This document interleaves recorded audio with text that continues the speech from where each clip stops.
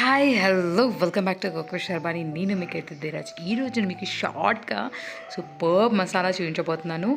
తప్పకుండా ట్రై చేయండి. ఎలా వచ్చిందో కామెంట్ బాక్స్లో తెలియచేయడం మర్చిపోవద్దు.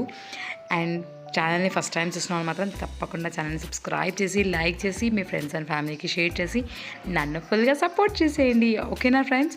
ఇప్పుడు నేను దీంట్లో చూపిస్తున్న ఈ ప్రతి ఇంగ్రీడియంట్ క్వాంటిటీ మన స్పైసెస్, పులుపు మనం తినేదాన్ని బట్టి, కారం మనం తినేదాన్ని బట్టి వేసేసుకుంటే సరిపోతుంది. పర్టికులర్ అన్నట్టుగా ఉండదు.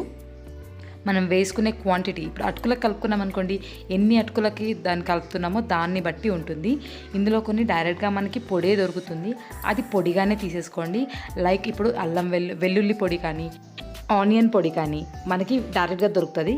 వీటన్నిటిని కొన్ని వేయించేసేసుకొని అన్నీ కలిపేసుకొని సూపర్గా ఉంటుంది. అటుకులకు కలిపేసుకోండి. తప్పకుండా ట్రై చేసి నాకు సపోర్ట్ చేయండి.